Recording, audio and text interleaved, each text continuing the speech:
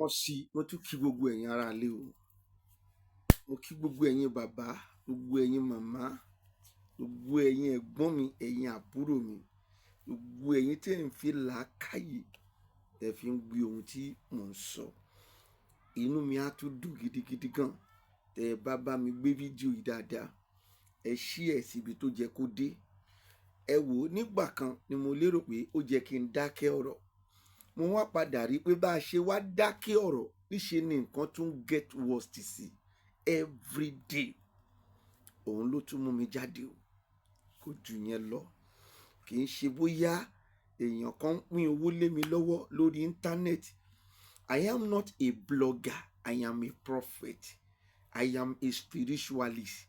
I run a spiritual church and I do spiritual work for whoever that believe in it, not everybody. Iṣẹ́ tèmi nìyẹn.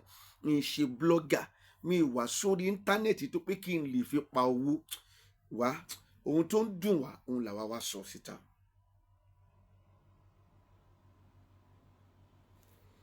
It is enough for everybody, every citizen of this country called Nigeria to have sense. Bẹ́ẹ̀ni, because ṣe ló ń dàbí ẹni wípé àbí ègún ni kíní ni, kò yé mi. Tí àwọn kan máa dúró nídúró ẹni tí kò ní làákàyè pé ìjọba Nàìjíríà tó ti ń tàn yín látọdún mélòó, lèèyàn kan wá ń parọ́ fún yín wípé òun máa ṣe òfin lórí ọ̀rọ̀ ilé gbígbà ní Nàìjíríà. Ṣó lè possible? Gbogbo ẹ̀yin onílàákàyè èèyàn ni mò ń bá sọ̀rọ̀ báyìí. Ṣé ó lè possible? Gbogbo onílàákàyè èèyàn, gbogbo ẹ̀yin tẹ́ nílàákàyè, òun ni mò ń bá wí. Fẹ́ kó bá mi share fídíò dáadáa. We need to pass sense into these Nigerians citizens. It's as if kò sí ọpọlọ. Bẹ́ẹ̀ ni pé àwọn ìjọba tí wọ́n rúlù wa yìí fi nǹkan kan kó ọpọlọ àwọn èèyàn lọ kí wọ́n má ní ọpọlọ to think. Now, ẹni tó lóun fẹ́ Sanwo-Olu tó lóun fẹ́ regulate issue of rent lẹ́kọ̀ọ́ listing. Ṣé ó ti regulate owó tí àwọn tó ń kọ́lé tí wọ́n fi ra iyẹ̀pẹ̀? Ìyẹn mo ṣe ń béèrè lọ́wọ́ ẹ̀yin onílàákàyè tèmi máa ń bá sọ̀rọ̀ tó dẹ̀ máa ń gbọ́ ọ̀rọ̀ mi. Ìkíní ni èkejì. Ṣé wọ́n ti regulate owó irin tí wọ́n fi ń kọ́ ilé? Ìkẹta, ṣé wọ́n ti regulate owó gíráfù tí wọ́n fi ń concrete ilé? Ìyẹn lọ bẹ́ẹ̀. Ìkẹrin nìyí o. Fún èyí tẹ́ ní làákàyè tí mò ń béèrè ọ̀rọ̀ yìí lọ́wọ́ ẹ̀, ọ̀rọ̀ yìí ń dùn mí gan. Bí ó jẹ́ kí ẹ̀yin ọmọ Nàìjíríà ti wake up. Irọ́ ni wọ́n ń pa fún yín. Sanwó-Olú ń parọ́ fún yín ni. Kò sí ohun tó lè ṣe tó lè regulate anything tí wọ́n ń pè ní owó ilé nínú Èkó yìí o. Kò sí. Tó bá dẹ̀ wà ẹ̀yin onílàákàyè, ẹ jẹ́ ká gbọ́ ní comment section. Ẹ máa wo, ṣé wọ́n ti regulate owó labour? Because as at last week, concrete táwa sì ṣe 10,000 naira òun ni labour kan gbà. Wọ́n sọ pé iye táwọn máa gbà nìyẹn. Every labour tó ṣiṣẹ́ they collected 10,000. Ìyẹn lọ bẹ́ẹ̀ o. Wọ́n tó fi lélẹ̀ fún wa wípé wọ́n ní láti ṣe oúnjẹ fáwọn. Tí wọn ò bá ṣe oúnjẹ, àwọn ò lè ṣiṣẹ́. That is, ó ti wà nínú rúùlù wọn wípé iye báyìí làwọn máa gbà o. Táwọn bá dẹ̀ tún máa gba iye báyìí, ẹ gbọ́dọ̀ ṣe oúnjẹ fún wọn because decking làwọn fẹ́ ṣe. Ṣé Sanwó-Olú ti regulate àwọn èèyàn yẹn ṣá? kí Sanwó-Olú tó máa sọ tí Sanwó-Olú tó wá máa parọ́ fún ẹ̀yin ọmọ Èkó wípé òun máa regulate issues of rent. It is not possible. ṣé wọ́n ti regulate owó bíríkìlà? Even kó tó kọ́ ilé, gbogbo ẹ̀yin tó ti kọ́ ilé ń bíbáyìí dáadáa ẹ lọ confam. Tí o bá ti ra lẹ̀ tí bíríkìlà bá ti dúró sórí ilẹ̀ yẹn báyìí, lẹ ti máa rí àwọn kan tó pera wọn ní bricklayer association. Wọ́n máa dọ́dọ̀ yín láti wá gba owó. If not, bíríkìlà ò ní ṣiṣẹ́ o. ṣé Sanwó-Olú mọ̀ ń pa yẹn ṣá? Ìkejì, even carpenter wọ́n máa wá. ṣé Sanwó-Olú ti regulate iye owó tí wọ́n ń ta ilẹ̀? ṣẹ́ni tó lọ ra ilẹ̀ ní 100 million naira 100 million naira ni Sanwó-Olú fẹ́ regulate iye owó tó fẹ́ fi san ilé tó máa fi lé ẹ̀ rent? ṣé wọ́n ti regulate iye owó tó wọ́n ń ta ilẹ̀? ẹ bèrè lọ́wọ́ Sanwó-Olú o. bá a ṣe ń kọ́ ilé lọ lọ́wọ́lọ́wọ́ báyìí làwọn oríṣiríṣi bọ́dì wa ń bá wa. àwọn kan pera wọn ní kinní kan control building, àwọn kan pera wọn ní kinní kan igbá, àwọn bíi mẹ́ta. ó ní iye owó tí wọ́n gbà. ẹ̀yin ọmọ Nàìjíríà, ó jẹ́ kí orí yín ti pé, ó yẹ kí orí yín ti pé, ó jẹ́ kẹ́ ẹ ti bọ́ ta. ìyà ò tí ì jẹ yín. mo fi ayé àti ọ̀run búrẹ̀, ìyà ò tí ì jẹ yín, ìyà ò tí ì jọmọ Nàìjíríà. bí ìyà bá jẹ yín, ẹ bọ́ ta tán, ẹ bà nǹkan jẹ́, ẹ dà nǹkan rú. ṣòro ohun tó ń ṣẹlẹ̀ l'Amẹ́ríkà sí, mo fi Ọlọ́run búra ẹ̀. àwọn tó mọ bàbá confam JP wọ́n mọ̀ pé mo ti sọ àsọtẹ́lẹ̀ pèsè listen. Olúwa wí pé òun rí wọ̀bọ̀ kan lẹ́nu ọjọ́ mẹ́ta yìí náà tó máa ní gbogbo àwọn tó ń lólúwa wí pé ayé wọn ò ní da. ṣáyé ẹ dà? mi ò lọ síbẹ̀ o, but ìwọ tó sọ bẹ́ẹ̀ pé gbogbo àwọn tó ń pariwo pé Olúwa wí pé ní wọ́n ń ṣépè pa, ṣé ayé ìwọ fún rẹ̀ ṣó ti dà? wọ́n tó jẹ́ pé inú igbó ló ti ń ṣe fídíò kiri, ó nílé gidi tó lè jókòó sí láti ṣe fídíò, but ibẹ̀ kọ́ ni mò ń lọ. gbọ́, má jẹ́ kí wọ́n tún ẹ̀. mo fi ayé àti ọ̀run búrẹ̀, mo fi ọjọ́ tí mo máa kú, mo fi búra ọ̀rọ̀ yìí. Ọlọ́run sì ń lo wòlíì sẹ̀. mi ò sọ àwọn fake prophet. mi ò jáde gẹ́gẹ́ bí oníṣẹ́ ìyanu. bórí bá ń fò ẹ̀ lọ lo fẹ́ǹsìkì, ó níbi tó wà. tó bá wá beyond fẹ́ǹsìkì, òun ni kó wá sọ́dọ̀ àwa spiritualist. ó lóhun tá a tún lè ṣe. I always tell people, coming to church, it is just a mandatory from God for you to serve him. Coming to church, it is not that you are coming to receive miracle. Mandatory ni pé ẹ ní láti sin Ọlọ́run, and that was the purpose you come to church. That's all. Other things, bó ní bá ń fún ẹ lọ sọ́dọ̀ doctor ẹ, bó bá fẹ́ bímọ, tó bá ti rí i pé ọmọ tó fẹ́ bí ò lè dá bí, tó ti jẹ́ operation ní, jẹ́ kí doctor ṣe operation fún ẹ. That is all. The only miracle tó lè gbà lẹ́yìn tí doctor bá ti ní operation, òun ni ọ̀rọ̀ ẹ gbà. The only miracle tó jẹ́ pé ìwọ gan wà mọ̀ pé miracle ni pé bó ṣe gbé ẹ dé tíátà báyìí, ọmọ kan ṣe páàní. ìyẹn ṣẹlẹ̀ láàrin ọmọ tí mo ṣẹ̀ṣẹ̀ sọ lórúkọ láìpẹ́ yìí. àwọn ìbejì ni. Go to my record, go to my YouTube. People that is watching me up, tó ń wò mí dáadáa, wọ́n ti sọ fún ìyá ìbejì wípé àwọn ọmọ yìí bó ṣe lọ nìyí pé operation ló máa fi bí. ta tó dẹ̀ dọ́dọ̀ mi, a ṣe spiritual things tó jẹ́ ká ṣe. tó yá, ó tún padà lọ. wọ́n sọ fún pé ìjọba yìí ni àwọn búùkù ẹ̀ fún operation. mo ní kó má wọrí, fọwọ́ kan lẹ́yìn other spiritual things which is necessary to do. gbà tó dẹ̀ débẹ̀, ọkọ ẹ̀ fẹ́ wá sign, ọkọ ẹ̀ ń bọ̀ láti ibi iṣẹ́. kọ́kọ ẹ̀ tó débẹ̀, àwọn ọmọ méjèèjì dẹ̀ fúnra wọn ṣe páà sílẹ̀ ńlẹ̀ báyìí. That is miracle. ìhun tó bá ti kọjá yẹn, irọ́ ló ń pa fún ẹ. mi ò ní sọ jù yẹn lọ, kò sí torí ẹ̀ gangan kan ni mo ṣe wá bí. nítorí bọ̀bọ̀ tó ń pariwo wípé gbogbo àwọn wòlíì tí ń pariwo pé báyìí lolúwa wí yẹn, irọ́ ló ń pa. ayé wọn ò ní dá. wò jẹ́ kí n sọ fún ẹ, lọ gbàgbé ẹ̀. Olúwa sì ń lu àwọn wòlíì. ìwọ ló jẹ́ kórí ara ẹ pé wípé sẹ́ àwọn anything tí wọ́n ń pè miracle ìwọ gan ló máa fìlì ẹ̀ wípé orí miracle kì í ṣe èèyàn ló máa fọwọ́ kàn ẹ́. bẹ́yìn bá ń rú ẹ bọ́ síbi tó ti máa ra nǹkan tó máa lò tó o bá dẹ̀ wá ṣe torí pé kò rí orí pé kò ṣe pé ó dà pé this one it is not natural. Yes, tètè gba ọ̀dọ̀ àwọn spiritualist gidi lọ tó lè ràn ẹ́ lọ́wọ́. Bírú ọmọ kan òun náà dọ́dọ̀ mi nínú ọ̀sẹ̀ tó kọjá ó lóun kan lálàá nínú oṣù yìí pé òun bóbìnrin sùn. A ti pray fún ó ti pray ó ti ṣe gbogbo ẹ̀ tí ó sì ń persist. Then we move into spiritual aspect of it.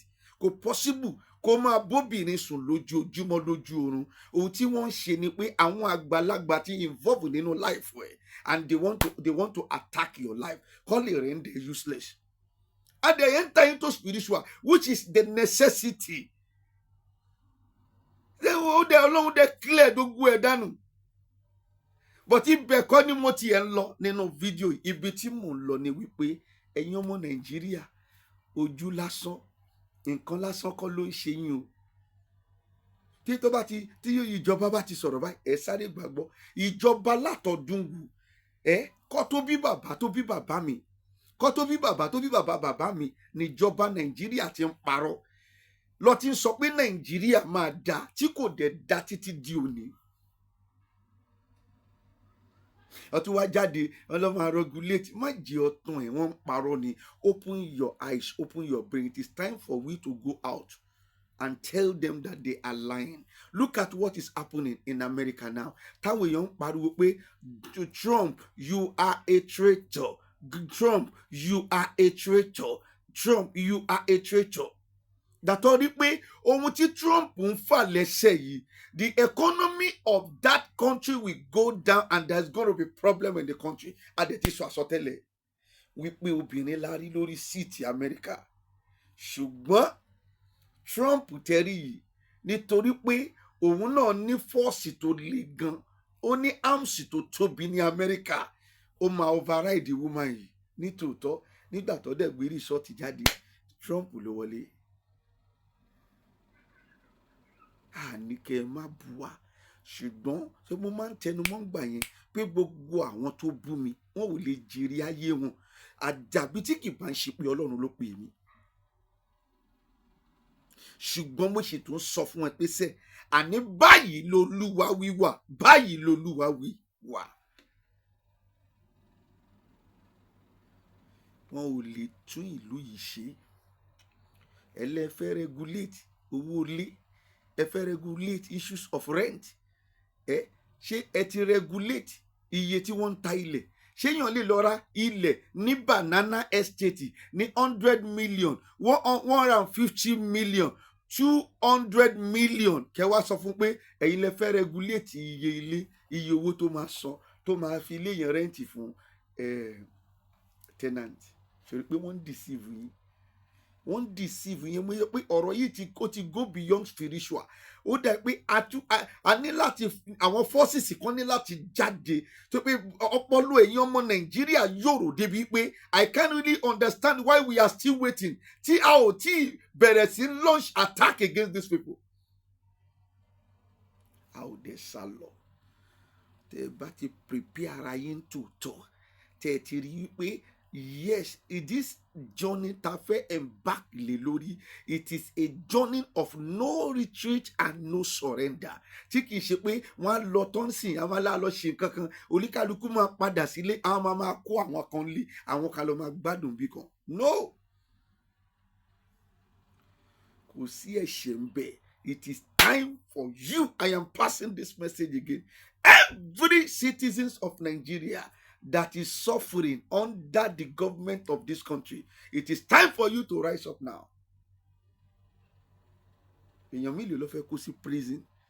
Ha sá fún nǹkankan. Èmi tí mi ti rí mi ò sá fún anything láyé. Tó bá ṣáà ti jẹ́ wípé gbogbo tá à ń sọ ni pé we are protesting on justice. Ẹ̀yin tẹ́ lè regulate owó NEPA ó mọ̀ dí gangan tí mo ṣe jáde ní ìrọ̀lẹ́ yìí ìdí tí mo ṣe tún jáde ní ìrọ̀lẹ́ yìí nìyí o máa sọ fún yín sìn tẹ́ ò lè regulate owó NEPA ẹ̀yin kí ló ti ń porúkọ ẹ̀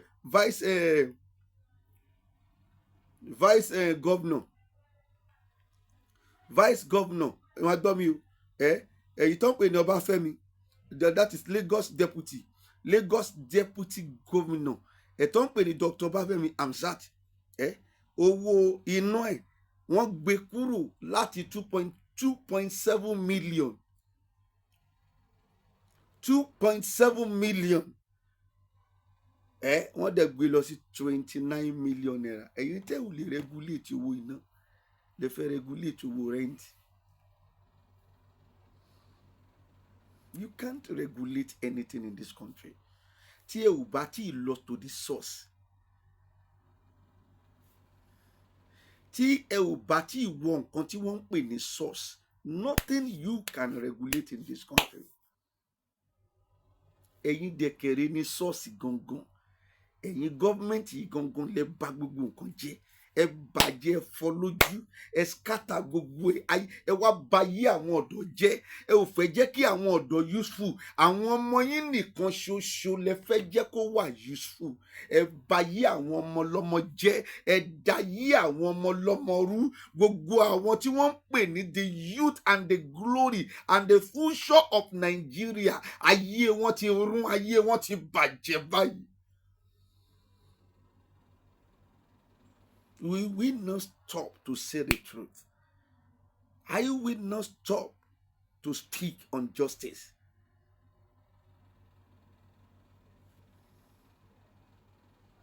Regulate owó NEPA, fẹ́ regulate owó rent. Àbí rent ti NEPA yẹn inú rent kọ́ ló wà. Inú rent ló wà. Ṣé ti regulate iye tó ń ta tiles? That is why I divine it in the former video that every good thing torí nínú ilé tó lọ rent yẹn, torí tó beautiful yẹn tó ti torí ẹ̀ rent yẹn, they are cost. Àfi tó bá pé ilé tó máa lọ rent tó jẹ́ pé tó bá jókòó lórí tọ́ílẹ̀tì wọn láàárín ọ̀sẹ̀ kejì ó ti kó infection. Ó tán wàá máa sítọ́. Ilé tá a gbé nígbà tá a wà ń kékeré táwọn bàbá wa ṣì ń tọ́ wa, tá a bá jókòó sínú tọ́ílẹ̀tì báyìí gbogbo ẹ̀gbẹ́ tọ́ílẹ̀tì yẹn báyìí wàá máa rí green a máa sítọ́ bá nínú tọ́ílẹ̀tì. Bá mi share fídíò yìí bóyá ilé yẹn ló fẹ́ lọ gbà ó lè lọ gbà yẹn, ìyẹn ni wàá máa rí pé iye tí kò ní nǹkan kan ó lè rent ẹ̀ lẹ́nìtìn. Tá a wá ti experience irú ilé yẹn rí gbà tá a wà ń kékeré, ilé tá a bá wà nínú tọ́ílẹ̀tì báyìí ara máa rí wa, a ò ní fẹ́ fara ti ara ògiri, gbogbo ara ògiri ti green, ó ti yọ mucus, ìtọ̀ àwa máa rùn yá gbà tí kò sómi, omi kànga gan látún pọ́n gbà yẹn kò sómi. Àwa jáde tán nítorí pé a ti jẹ̀yà, kò dẹ̀ jẹ́ káwọn ọmọ wa jẹ̀yà. Lèmi ṣe ń sọ̀rọ̀, kì í ṣe pé mo gbowó lọ́wọ́ YouTube, kì í pé ṣáà bá mi share fídíò yìí síbi tó jẹ́ kó wọ̀. Mi ì gbowó lọ́wọ́ ẹnikẹ́ni. Ìyẹn ló ṣe rí mi pé mo pàtẹ láìfù lójoojúmọ́. Mi ò pàtẹ láìfù. No, àwọn tó ń pàtẹ láìfù wọ́n ń gbowó lọ́wọ́ YouTube ni. Wàá dẹ̀ rí pé ohun tèmi ń sọ is a reasonable thing. O lè rí mi tí mo kàn gbé fídíò wèrè kan wá bí báyìí. No, I am speaking a reasonable thing. Nítorí ẹ̀ ni ìwọ tó wà reasonable bá mi ṣí ẹ̀ síbi tó jẹ́ kó dé.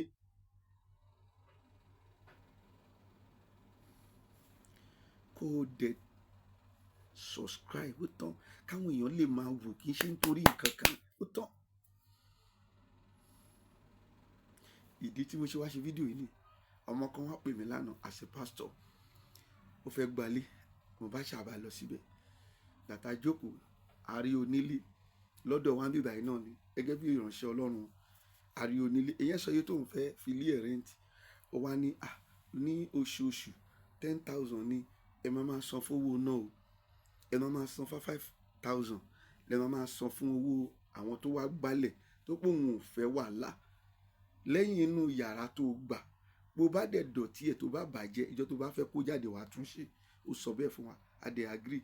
Ọmọ yẹn wá ní kí n bóun bẹ̀ wọ́n pé ṣé òun lè san 6,000 naira fún owó iná, 3,000 naira fún owó ilẹ̀. Ó ní irú ẹ̀bẹ̀ wo nìyẹn?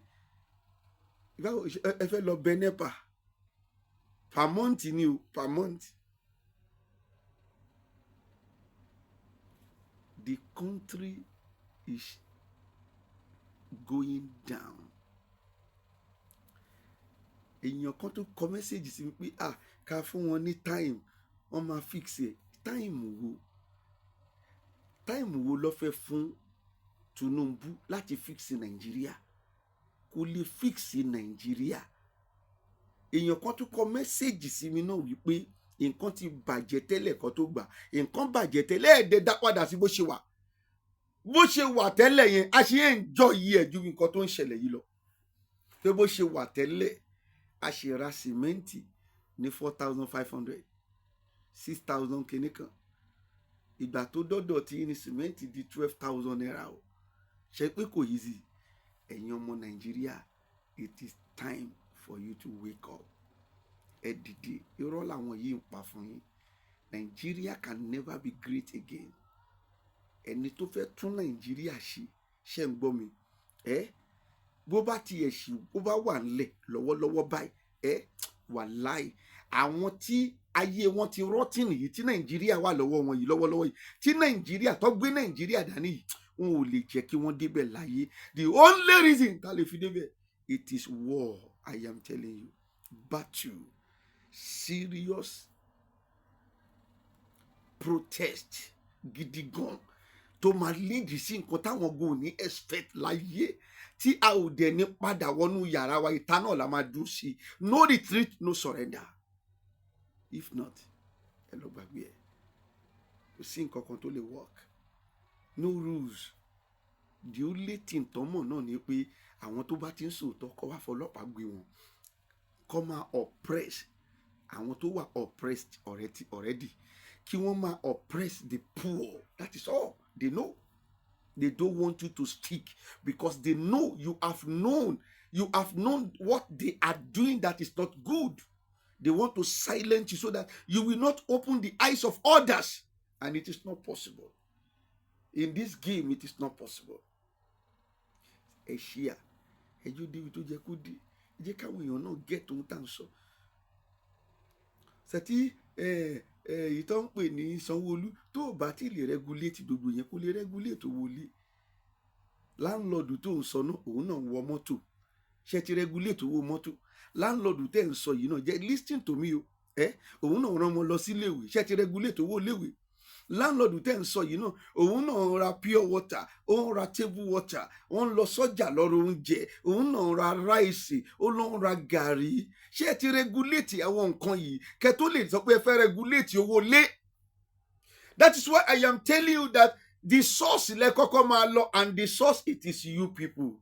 Ẹ̀yin lẹ bàjẹ́, you are the source. Ẹ ò dé fẹ́ ṣe nǹkan kan lórí source, ẹ wá fẹ́ máa lọ sókè, ẹ tún parọ́, àwọn èèyàn dẹ̀ tún tẹ̀lé yìí. Ìjọba Nàìjíríà ti sọ wípé òun máa regulate owó ilé, jẹ́ kó máa tàn ẹ́. Wàá pẹ́lẹ́pẹ́, jẹ́ ń sọ fún ẹ, tó bá lọ gbéraga sí láńlọ́ọ̀dù ẹ lọ́wọ́ tó wà yìí, abẹ́ bíríìjì ló máa sùn. Òun náà ni mo sọ yẹn, NEPA ló ti gbéná lọ yìí. Abẹ́ bíríìjì òun ló máa sùn.